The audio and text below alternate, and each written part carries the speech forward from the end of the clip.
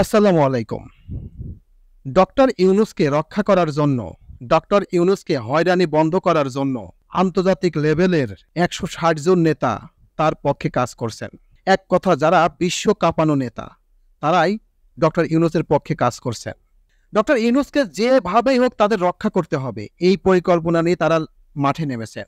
আজকে Hillary Clinton direct বলছেন যে ডক্টর ইউনূসের পক্ষে সবাই স্লোগান দেন, সবাই মিছিল করেন, এরকম করেন।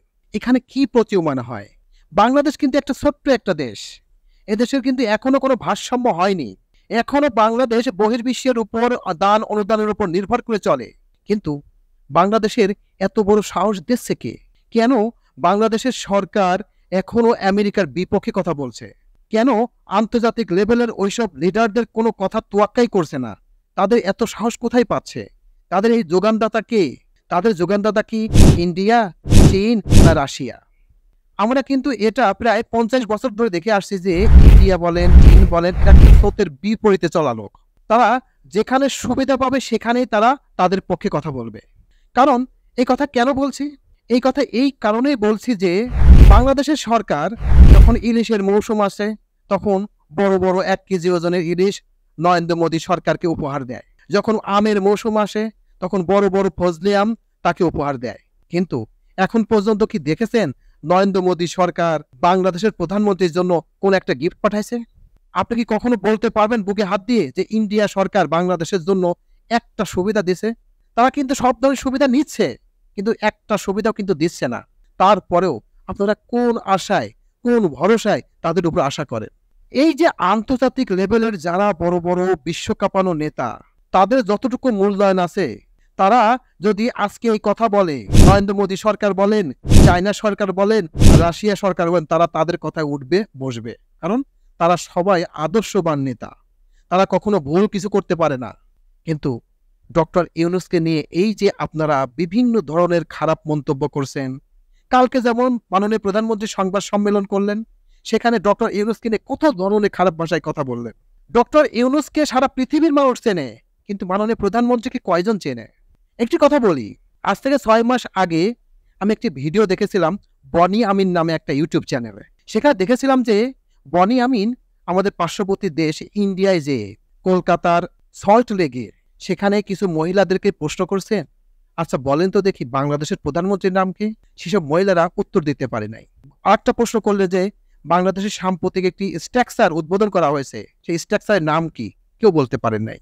এক কথা, বাংলাদেশে কোথায় কি হচ্ছে, কোথায় কোনে কি হচ্ছে, এটা নিয়ে ইন্ডিয়ার মানুষ কোনো সময় মাথা ঘামাই না, কিন্তু আমরা কিন্তু ঘামাই। আমরা ইন্ডিয়ার যেটাই হোক সেটা নিয়ে সবসময় চিন্তা ভাবনা করি। আজকে শাহরুখ খান এটা করেছে, আজকে নরেন্দ্র মোদী সরকার এটা করেছে, মমতা ব্যানার্জি এটা করেছে, এটা নিয়ে ভাবি। কিন্তু বাংলাদেশে এত বড় কিছু হয় এটা নিয়ে তাদের ভাবার কোনো চিন্তাই নেই। তখন বনি আমিন আরেকটা প্রশ্ন করলেন যে তাহলে ঠিক আছে, আপনি যখন এই দুইটার উত্তর দিতে পারলেন না, তাহলে বলেন তো দেখি বাংলাদেশের অলরাউন্ডার ক্রিকেটারকে? তখন তারা ঠাস করে বলে দিলেন যে সাকিব আল হাসান। তার মানে কি বোঝায়? বাংলাদেশের প্রধানমন্ত্রীকে না চিনলেও সাকিব আল হাসানকে চেনে তারা। এইভাবে ডক্টর ইউনূস এমন একজন ব্যক্তিত্ব, আন্তর্জাতিক লেভেলের মানুষ তাকে শ্রদ্ধা করে, সম্মান করে। আজকে মাননীয় প্রধানমন্ত্রী এই বিশ্ব লিডার যারা আছে তাদের সাথে যদি সাক্ষাৎ করতে চায়, মিনিমাম ১ বছর আগে তাদের অ্যাপয়েন্টমেন্ট লেটার দিতে হবে। সেটা আস্তে আস্তে গ্রান্ট হতেও পারে, নাও হতে পারে। কিন্তু ডক্টর ইউনূসের কোনো অ্যাপয়েন্টমেন্ট লেটার দেওয়া লাগবে না। সে যে কোনো সময় বারাক ওবামার সাথে কথা বলতে পারে, হিলারি ক্লিনটনের সাথে কথা বলতে পারে, জো বাইডেনের সাথে কথা বলতে পারে, সে ডোনাল্ড ট্রাম্পের সাথে কথা বলতে পারে, কারণ তার কাছে কোনো বাধা নেই।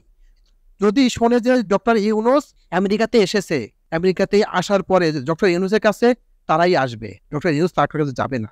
এরকম একটা সম্মান পায়। আর সেই ব্যক্তিকে আপনারা মূল্যায়ন করছেন না, তাকে খারাপ ভাষায় গালিগালাজ করছেন। আমি একটি কথা বলি, আপনারা যে আশায় এই কাজগুলো করছেন এটার জন্য আপনাদের অনেক কষ্ট পেতে হবে। কারণ আন্তর্জাতিক লেভেলের ওইসব মানুষের সাথে শত্রুতা করে, খারাপ ব্যবহার করে এই পর্যন্ত কোনো মানুষ টিকে থাকতে পারে নাই। আমার জানার মতে আপনাদের অনেক সমস্যা সৃষ্টি হবে সামনে। আপনারা ভাবছেন আপনাদের রক্ষা করার জন্য কেউ আছে, আমি মনে করি কেউ নাই। তাই আমি পরিশেষে একটি কথাই আপনাদের বলবো, এখনো সময় আছে, সুবিধায় আছে। ভালোভাবে চিন্তা ভাবনা করেন যে আসলে আমরা যেটা করছি এটা বাংলাদেশের জনগণ তো বিশ্বাস করছেই না, বহির্বিশ্বেও বিশ্বাস করছে না। তার মানে আমাদের সামনে বড় বিপদ আছে।